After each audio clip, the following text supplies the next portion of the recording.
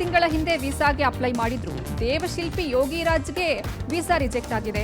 ಹಣ ಕಟ್ಟಿಲ್ಲ ಅಂತ ಜಾನುವಾರು ಸಮೇತ ಮನೆಗೆ ಬೀಗ ಜಡಿದ ಫಿನಾನ್ಸ್. ಮಿಮ್ಸ್ನಲ್ಲಿ ಅವಧಿ ಮುಗಿದ ರೆಮ್ಡಿಸಿವಿರ್ ಪತ್ತೆ.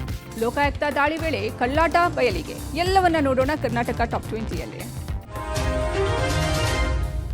ರಾಮಲಲ್ಲಾ ಮೂರ್ತಿ ಕೆತ್ತನೆ ಮಾಡಿದ ಶಿಲ್ಪಿ ಅರುಣ್ ಯೋಗಿರಾಜ್ಗೆ ಅಮೆರಿಕ ವೀಸಾ ಮಿಸ್ ಆಗಿದೆ. ಅಮೆರಿಕದ ಅಕ್ಕ ಸಮ್ಮೇಳನದಿಂದ ಸನ್ಮಾನ ಮಾಡಲಿಕ್ಕೆ ಆಹ್ವಾನ ಕೊಡಲಾಗಿತ್ತು. ಈ ಹಿನ್ನೆಲೆಯಲ್ಲಿ 2 ತಿಂಗಳ ಹಿಂದೆಯೇ ಶಿಲ್ಪಿ ಅರುಣ್ ಯೋಗಿರಾಜ್ ವೀಸಾಕ್ಕಾಗಿ ಅಪ್ಲೈ ಮಾಡಿದ್ರು. ಆದ್ರೆ ವೀಸಾ ರಿಜೆಕ್ಟ್ ಆಗಿದೆ. ಈ ಬಗ್ಗೆ ಮಾತನಾಡಿದ ಶಿಲ್ಪಿ ಅರುಣ್ ಯೋಗಿರಾಜ್, ಈ ತಿಂಗಳು 10ನೇ ತಾರೀಕಿನಂದು ವೀಸಾ ರಿಜೆಕ್ಟ್ ಆಗಿದೆ. ಅಮೆರಿಕದ ಕ್ರೈಟೀರಿಯಾಗಳು ಫುಲ್ಫಿಲ್ ಆಗಿಲ್ಲ ಅಂತ ಹೇಳಿ ರಿಜೆಕ್ಟ್ ಮಾಡಿದ್ದಾರೆ. ಅದೇನು ಅಂತ ಹೇಳಿ ನಮಗೂ ಗೊತ್ತಿಲ್ಲ. ನಾನು ಕೂಡ ಮೊದಲ ಬಾರಿ ಅಮೆರಿಕ ಹೋಗ್ತಾ ಇರೋದು ಅಂತ ಹೇಳಿ ರಿಕ್ವೆಸ್ಟ್ ಮಾಡಿದ್ದೆ. ಆದ್ರೂ ಅವರು ನಿರಾಕರಣೆ ಮಾಡಿದ್ರು. ಈ ವಿಚಾರದಲ್ಲಿ ನಮ್ಮ ವಿದೇಶಾಂಗ ಇಲಾಖೆಯಿಂದ ಎಲ್ಲ ಸಪೋರ್ಟ್ ಸಿಕ್ಕಿತ್ತು. ಅಮೆರಿಕ ಎಂಬೆಸಿಯಿಂದ ಯಾವುದೇ ಸಪೋರ್ಟ್ ಸಿಕ್ಕಿಲ್ಲ. ಅಕ್ಕ ಸಮ್ಮೇಳನದ ಆಯೋಜಕರು ಕೂಡ ಪ್ರಯತ್ನ ಮಾಡ್ತಿದ್ದಾರೆ. ಅವಕಾಶ ಸಿಕ್ಕರೆ ಈಗಲೂ ಹೋಗ್ತೇನೆ. ಮೊದಲ ಬಾರಿಗೆ ಒಬ್ಬ ಕಲಾವಿದನಿಗೆ ವಿದೇಶ ಶಿಲ್ಪಕಲೆ ನೋಡ್ಲಿಕ್ಕೆ ಅವಕಾಶ ಸಿಕ್ಕಿತ್ತು. ಆದ್ರೆ ವೀಸಾ ನಿರಾಕರಣೆ ಬೇಸರ ತಂದಿದೆ ಅಂತ ಹೇಳಿ ಅಸಮಾಧಾನ ಹೊರಹಾಕಿದ್ದಾರೆ.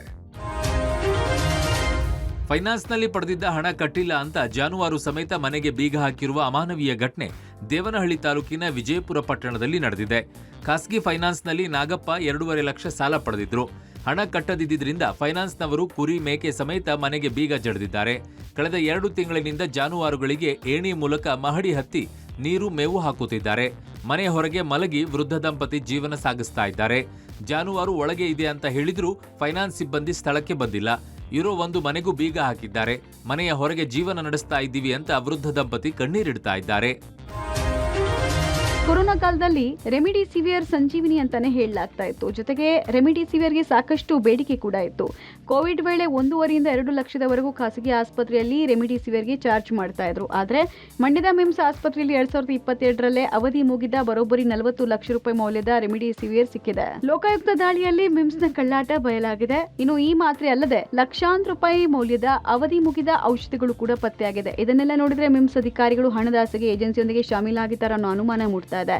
ಜೊತೆಗೆ ಸರ್ಕಾರದ ಬೊಕ್ಕಸಕ್ಕೆ ಕತ್ತರಿ ಹಾಕಿರೋದು ಮೇಲ್ನೋಟಕ್ಕೆ ಕಂಡು ಬರ್ತಾ ಇದೆ. ಕೇಶವಮೂರ್ತಿ ಅನ್ನೋರು ನೀಡಿದಂತಹ ದೂರಿನ ಮೇರೆಗೆ ಲೋಕಾಯುಕ್ತ ದಾಳಿ ಮಾಡಿದ್ದು ಇಂಚಿಂಚು ಮಾಹಿತಿ ಕಲೆ ಹಾಕ್ತಿದ್ದಾರೆ. ನಾನಿದೀಗ ಮಿಮ್ಸ್ ಆಸ್ಪತ್ರೆಯ ಔಷಧಿಯ ಮುಖ್ಯ ಉಗ್ರಾಣದ ಬಳಿ ಇದ್ದೀನಿ. ಇಲ್ಲಿರುವಂತಹ ಎಲ್ಲ ಔಷಧಿಗಳು ಕೂಡ ಇದೀಗ ಸಂಪೂರ್ಣವಾಗಿ ಎಕ್ಸ್ಪೈರ್ಡೇಟ್ ಆಗಿರುವಂಥದ್ದು ದೃಶ್ಯಾವಳಿಗಳಲ್ಲಿ ಗಮನಿಸ್ತಾ ಇದ್ದೀವಿ. ಇದೀಗ ಲೋಕಾಯುಕ್ತ ರೈಡ್ ವೇಳೆಯಲ್ಲಿ ಬೆಳಕಿಗೆ ಬಂದಿರುವಂಥದ್ದು. ಇದು ರೆಮ್ಡಿಸಿವಿರ್ ಒಂದು ಔಷಧಿ. ಇದು ಕೋವಿಡ್ ಟೈಮ್ನಲ್ಲಿ ಅತಿಯಾಗಿ ಬಳಕೆ ಮಾಡ್ತಿದ್ದಂಥ ಒಂದು ಔಷಧಿ. ಈ ಔಷಧಿ ಕೂಡ 40 ಲಕ್ಷಕ್ಕೂ ಅಧಿಕ ಪ್ರಮಾಣದಲ್ಲಿ ಬೆಲೆ ಬಾಳುವಂತಹ ಔಷಧಿಗಳು ಇದೀಗ ಎಕ್ಸ್ಪೈರಿ ಡೇಟ್ ಆಗಿರುವಂಥದ್ದು. ಬೇರೆ ಬೇರೆ ಕಾಯಿಲೆಗಳಿಗೆ ಕೊಡುವಂತಹ ಔಷಧಿಗಳು ಕೂಡ ಅಪಾರ ಪ್ರಮಾಣದಲ್ಲಿ ಎಕ್ಸ್ಪೈರಿ ಡೇಟ್ ಆಗಿದ್ದಾವೆ. ಅದು ಕೂಡ ಲಕ್ಷಾಂತರ ರೂಪಾಯಿ ಮೌಲ್ಯದ ಒಂದು ಔಷಧಿಗಳಾಗಿರುವಂಥದ್ದು. ಈ ನಿಟ್ಟಿನಲ್ಲಿ ಲೋಕಾಯುಕ್ತಕ್ಕೆ ಒಂದು ದೂರು ಬರುತ್ತೆ. ದೂರಿನ ಅನ್ವಯವಾಗಿ ಲೋಕಾಯುಕ್ತ ಅಧಿಕಾರಿಗಳು ದಾಳಿ ಮಾಡಿದ್ದಾರೆ. ದಾಳಿಯ ವೇಳೆಯಲ್ಲಿ ಇಷ್ಟು ಪ್ರಮಾಣದ ಒಂದು ಔಷಧಿಗಳು ಇದೀಗ ಎಕ್ಸ್ಪೈರಿ ಡೇಟ್ ಆಗಿರುವಂಥದ್ದು ಬೆಳಕಿಗೆ ಬಂದಿರುವಂಥದ್ದು. ಬೆಂಗಳೂರಿನಲ್ಲೊಂದು ಅಮಾನವೀಯ ಘಟನೆ ನಡೆದಿದೆ. ಯುವಕನನ್ನ ನಗ್ನಗೊಳಿಸಿ ಮನಬಂದಂತೆ ಹಲ್ಲೆ ಆರೋಪ ಕೇಳಿಬಂದಿದೆ. ಸುಬ್ರಹ್ಮಣ್ಯಪುರದ ಉತ್ತರಹಳ್ಳಿಯಲ್ಲಿ ಆಂಧ್ರಪ್ರದೇಶ ಮೂಲದ ಶರೀಫ್ ಎಂಬಾತನ ಮೇಲೆ ಶೇಖ್ ಶಾ ವಲಿ ಹಲ್ಲೆ ಮಾಡಿರುವುದಾಗಿ ಆರೋಪ ಮಾಡಲಾಗಿದೆ. ಹಾಸಿಗೆಯ ವ್ಯಾಪಾರಿಯಾಗಿರೋ ಶೇಖ್ ಶಾ ವಲಿ ಶರೀಫ್ಗೆ ಕಡಿಮೆ ಸಂಬಳ ನೀಡಿ ಹೆಚ್ಚು ಕೆಲಸ ಮಾಡಿಕೊಡ್ತಾ ಇದ್ದಂತೆ. ಸಂಬಳ ಜಾಸ್ತಿ ಮಾಡಿ ಅಂತ ಶರೀಫ್ ಕೇಳಿದಾಗ ಮಾತಿಗೆ ಮಾತು ಬೆಳೆದು ಗಲಾಟೆ ಆಗಿದೆ.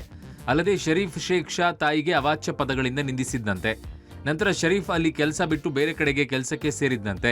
ಇದರಿಂದ ಆಕ್ರೋಶಗೊಂಡ ಶೇಖ್ ಶಾ ವಲಿ ಶರೀಫ್ನನ್ನ ಜುಲೈ 24ರಂದು ಉತ್ತರಹಳ್ಳಿಯ ಬಟ್ಟೆ ಅಂಗಡಿಗೆ ಕರೆಸಿಕೊಂಡಿದ್ದಾನೆ. ಹಣ ಕೊಡುತ್ತಾನೆ ಅಂತ ಶರೀಫ್ ಓಡೋಡಿ ಬಂದಿದ್ದ. ಆದರೆ ಶೇಖ್ ಶಾ ವಲಿ ಹಣ ಕೊಡುವ ಬದಲು ಅಂಗಡಿಯ ಶಟರ್ ಎಳೆದು ನಗ್ನಗೊಳಿಸಿ ಮನಬಂದಂತೆ ಹಲ್ಲೆ ಮಾಡಿ ವಿಡಿಯೋ ರೆಕಾರ್ಡ್ ಮಾಡಿ ದರ್ಪ ಮೆರೆದಿದ್ದಾನೆ ಎನ್ನಲಾಗ್ತಾ ಇದೆ. ಇನ್ನು ಘಟನೆಯ ಸಂಬಂಧ ಸುಬ್ರಹ್ಮಣ್ಯಪುರ ಪೊಲೀಸ್ ಠಾಣೆಯಲ್ಲಿ ಪ್ರಕರಣ ದಾಖಲಾಗಿದೆ. ಭಾರತದಾದ್ಯಂತ ನಾಳೆ 78ನೇ ಸ್ವಾತಂತ್ರ್ಯ ದಿನವನ್ನು ಆಚರಿಸೋಕೆ ಸಿದ್ಧತೆಗಳು ಜೋರಾಗಿದೆ. ಎಲ್ಲರ ಚಿತ್ತ ಕೆಂಪುಕೋಟೆಯ ಮೇಲಿದೆ. ಪ್ರಧಾನಿ ನರೇಂದ್ರ ಮೋದಿಯವರು ನಾಳೆ ಬೆಳಗ್ಗೆ 7:30ಕ್ಕೆ ಧ್ವಜಾರೋಹಣ ನಡೆಸಿ ದೇಶದ ಜನತೆಯನ್ನು ಉದ್ದೇಶಿಸಿ ಮಾತನಾಡಲಿದ್ದಾರೆ. 3ನೇ ಅವಧಿಗೆ ದೇಶದ ಪ್ರಧಾನಿಯಾಗಿ ದಾಖಲೆ ಬರೆದಿರುವ ಅವರು ಈ ಅವಧಿಯ ಮೊದಲ ಸ್ವಾತಂತ್ರ್ಯ ದಿನದ ಭಾಷಣವನ್ನ ಮಾಡಲಿದ್ದಾರೆ. ಈ ಭಾಷಣದೊಂದಿಗೆ ಪ್ರಧಾನಿ ಮೋದಿ ಅವರು ಜವಾಹರಲಾಲ್ ನೆಹರು ಮತ್ತು ಇಂದಿರಾ ಗಾಂಧಿ ಅವರ ನಂತರ ಕೆಂಪುಕೋಟೆಯಲ್ಲಿ ಸತತವಾಗಿ ಸ್ವಾತಂತ್ರ್ಯ ದಿನದ ಭಾಷಣ ಮಾಡಲಿರುವ 3ನೇ ಪ್ರಧಾನಿಯಾಗಲಿದ್ದಾರೆ. ಮೋದಿಯವರ ಈ ಬಾರಿಯ 11ನೇ ಭಾಷಣದ ಮೂಲಕ ಮಾಜಿ ಪ್ರಧಾನಿ ಮನಮೋಹನ್ ಸಿಂಗ್ ಅವರ ದಾಖಲೆಯನ್ನು ಮೀರಿಸಲಿದ್ದಾರೆ. ಇನ್ನು ಈ ಬಾರಿ ಸ್ವತಂತ್ರ ದಿನಾಚರಣೆಗೆ ಭಯೋತ್ಪಾದಕರ ಕರಿನೆರಳು ಕೂಡ ಬಿದ್ದಿದೆ. ದೆಹಲಿ ಅಥವಾ ಪಂಜಾಬ್ನಲ್ಲಿ ದಾಳಿ ನಡೆಯಬಹುದು ಅನ್ನುವ ಎಚ್ಚರಿಕೆಯನ್ನು ಗುಪ್ತಚರ ಇಲಾಖೆಯಿಂದ ಕೊಡಲಾಗಿದೆ. ಜಮ್ಮು ಕಾಶ್ಮೀರ ಮೂಲದ ಭಯೋತ್ಪಾದಕ ಸಂಘಟನೆಯಿಂದ ಒಬ್ಬರು ಅಥವಾ ಇಬ್ಬರಿಂದ ದಾಳಿ ಆಗಬಹುದು. ಕತುವಾ ಗಡಿಯಲ್ಲಿರುವ ಹಳ್ಳಿಯೊಂದರಲ್ಲಿ ಶಸ್ತ್ರಾಸ್ತ್ರಗಳೊಂದಿಗೆ ಇವರ ಚಲನವಲನವನ್ನು ಗಮನಿಸಲಾಗಿದೆ. ಹೀಗಾಗಿ ಎಚ್ಚರಿಕೆ ವಹಿಸಿ ಅಂತ ಸೂಚನೆ ಕೊಡಲಾಗಿದೆ. ಮಾತಿಗೆ ಮಾತು ಬೆಳೆದು 2 ಗುಂಪಿನ ವಿದ್ಯಾರ್ಥಿಗಳು ಬಸ್ ನಿಲ್ದಾಣದಲ್ಲಿ ಹೊಡೆದಾಡಿಕೊಂಡ ಘಟನೆ ಹಾಸನದಲ್ಲಿ ನಡೆದಿದೆ. ಸಿಟಿ ಬಸ್ ನಿಲ್ದಾಣದಲ್ಲಿ 20ಕ್ಕೂ ಹೆಚ್ಚು ವಿದ್ಯಾರ್ಥಿಗಳು ಯುವತಿಯ ವಿಚಾರಕ್ಕೆ ಕೈ ಮಿಲಾಯಿಸಿದ್ದಾರೆ. ಯುವಕರು ಹೊಡೆದಾಡಿಕೊಳ್ತಾ ಇದ್ದ ಹಾಗೆ ಪ್ರಯಾಣಿಕರು ಓಡಿ ಹೋದ್ರೆ ಚಾಲಕರು ನಿರ್ವಾಹಕರು ಮೂಕ ಪ್ರೇಕ್ಷಕರಂತೆ ನಿಂತಿದ್ರು. ಗಲಾಟೆಯಲ್ಲಿ ಕೆಲ ವಿದ್ಯಾರ್ಥಿಗಳ ಬಟ್ಟೆ ಹರಿದು ಹೋದ್ರೆ ಇನ್ನೂ ಕೆಲವರಿಗೆ ಸಣ್ಣ ಪುಟ್ಟ ಗಾಯಗಳಾಗಿದೆ. ಹಾಸನದ ಹಳೆ ಬಸ್ ನಿಲ್ದಾಣ ಪುಂಡರ ತಾಣವಾಗ್ತಿದೆ. ಕಾಲೇಜು ಬಿಡ್ತಾ ಇದ್ದ ಹಾಗೆ ಮಾದಕ ವಸ್ತುಗಳನ್ನ ಯುವಕರು ಸೇವನೆ ಮಾಡಿ ಯುವತಿಯರಿಗೆ ಕಿರುಕುಳ ಕೊಡುವ ಆರೋಪ ಕೇಳಿಬಂದಿದೆ. ಕನ್ನಡ ಚಿತ್ರರಂಗದ ಒಳಿತಿಗಾಗಿ ಚಾಮರಾಜಪೇಟೆಯ ಮಕ್ಕಳ ಕೂಟದಲ್ಲಿರೋ ಕಲಾವಿದರ ಸಂಘದಲ್ಲಿ ವಿಶೇಷ ಪೂಜೆ ಹೋಮ ಹವನವನ್ನ ಮಾಡಲಾಯಿತು. ಕಳೆದ 4-5 ವರ್ಷಗಳಿಂದ ಚಿತ್ರರಂಗದಲ್ಲಿ ಸಾಕಷ್ಟು ಸಮಸ್ಯೆಗಳು ಆಗ್ತಿರೋದ್ರಿಂದ ಪರಿಹಾರ ಕಂಡುಕೊಳ್ಳಲು ಕಲಾವಿದರ ಸಂಘ ಹೋಮ ಹವನ ನಡೆಸಿದೆ. ಇಂಡಸ್ಟ್ರಿಯ ಒಗ್ಗಟ್ಟು, ಥಿಯೇಟರ್ ಸಮಸ್ಯೆ, ನಿರ್ಮಾಪಕರ ಸಮಸ್ಯೆ ನಿವಾರಣೆಗಾಗಿ ಪೂಜೆ ಮಾಡಲಾಯಿತು. ಇಂದು ಒಳ್ಳೆಯ ದಿನವಾಗಿದ್ದರಿಂದ ಗಣಹೋಮ, ಮೃತ್ಯುಂಜಯ ಹೋಮ, ಆಶ್ಲೇಷ ಬಲಿ ಹಾಗೂ ಸರ್ಪಶಾಂತಿಯನ್ನ ಮಾಡಿಸಲಾಯಿತು. ನಾಗಾರಾಧನೆ ವೇಳೆ ನಟಿ ಜ್ಯೋತಿ ಭಾವೋದ್ವೇಗಕ್ಕೆ ಒಳಗಾದ್ರು. ಈ ವೇಳೆ ಸಹ ಕಲಾವಿದರು ಸಮಾಧಾನ ಪಡಿಸಿದ್ರು. ಬಳಿಕ ನೀರು ಕುಡಿದು ಸಮಾಧಾನಗೊಂಡ್ರು. ಹೋಮ ಹವನದಲ್ಲಿ ಸ್ಯಾಂಡಲ್ವುಡ್ ನಟ ನಟಿಯರು ಭಾಗಿಯಾಗಿದ್ರು. ಇದೇ ವೇಳೆ ಮಾತನಾಡಿದ ನಟ ನೆನಪಿರ್ಲಿ ಪ್ರೇಮ್, ಚಿತ್ರರಂಗಕ್ಕೆ ಒಳ್ಳೇದಾಗ್ಲಿ ಅಂತ ಪೂಜೆ ಮಾಡಿದ್ದೇವೆ. ಸಂಕಷ್ಟ ಬಂದಾಗ ದೇವರನ್ನ ನೆನಿಬೇಕು ಅಂತ ಅಂದ್ರು. ಇವತ್ತೇನು ಈ ಕಲಾವಿದರ ಸಂಘದಲ್ಲಿ ಒಂದು ಹೋಮ ಹವನ ಯಾಗ ಪೂಜೆ ಎಲ್ಲ ಮಾಡ್ತಾ ಇದ್ದೀವಿ.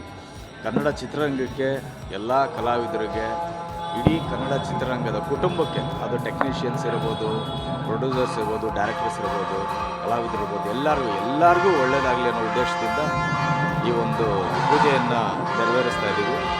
ತುಂಬ ಒಂದು ವಿಶೇಷವಾದ ಪೂಜೆ ಇವತ್ತು. ಕನ್ನಡ ಚಿತ್ರರಂಗ ಎಷ್ಟೆಲ್ಲ ಸಮಸ್ಯೆಗಳನ್ನ ಎದುರಿಸ್ತಾ ಇದ್ದೀವಿ, ಅದಕ್ಕೆ ಒಂದು ಪರಿಹಾರವಾಗಲಿ ಅಂತ ದೇವರಿಗೂ ನಾವು ಒಂದು ಹೋಮ ಹವನ ಮಾಡೋ ಮೂಲಕ ನಮ್ಮ ಕಷ್ಟಗಳಿಗೆ ಒಂದು ದಾರಿ ಹುಡುಕುವ ಕೆಲಸ ಅಷ್ಟೇ. ಹಾವೇರಿ ಜಿಲ್ಲಾಸ್ಪತ್ರೆಯಲ್ಲಿ ಆಕ್ಸಿಜನ್ ಸಿಲಿಂಡರ್ ಸೋರಿಕೆಯಾಗಿದೆ. ಸಿಲಿಂಡರ್ ಸೋರಿಕೆ ಆಗ್ತಾ ಇದ್ದ ಹಾಗೆ ಭಯಗೊಂಡು ಹಸುಗೂಸುಗಳ ಸವಿತ 100 ರೋಗಿಗಳು ಹೊರಗೆ ಓಡೋಡಿ ಬಂದಿದ್ದಾರೆ. ಆಸ್ಪತ್ರೆಯ ತುರ್ತು ಚಿಕಿತ್ಸಾ ಘಟಕದಲ್ಲಿ ಆಕ್ಸಿಜನ್ ಸೋರಿಕೆಯಾಗಿದೆ. ಆಕ್ಸಿಜನ್ ಸ್ಫೋಟವಾಗಿದೆ ಅಂತ ತಿಳಿದ ಪೋಷಕರು ಹಸುಗೂಸುಗಳನ್ನು ಎತ್ತಿಕೊಂಡು ಹೊರಗೆ ಬಂದಿದ್ದಾರೆ. ಬಾಣಂತಿಯರು, ಗರ್ಭಿಣಿಯರು ಹಾಗೂ ಆಸ್ಪತ್ರೆಯಲ್ಲಿದ್ದ ಕುಟುಂಬಸ್ಥರು ಕೂಡ ಹೊರಗೆ ಬಂದು ರಸ್ತೆಯಲ್ಲಿ ನಿಂತಿದ್ರು. ಬಳಿಕ ಆಸ್ಪತ್ರೆ ಸಿಬ್ಬಂದಿ ಆಕ್ಸಿಜನ್ ಸಿಲಿಂಡರ್ ಕವರಿಂಗ್ ಓಪನ್ ಆಗಿದ್ದನ್ನ ಸರಿಪಡಿಸಿದ್ದಾರೆ.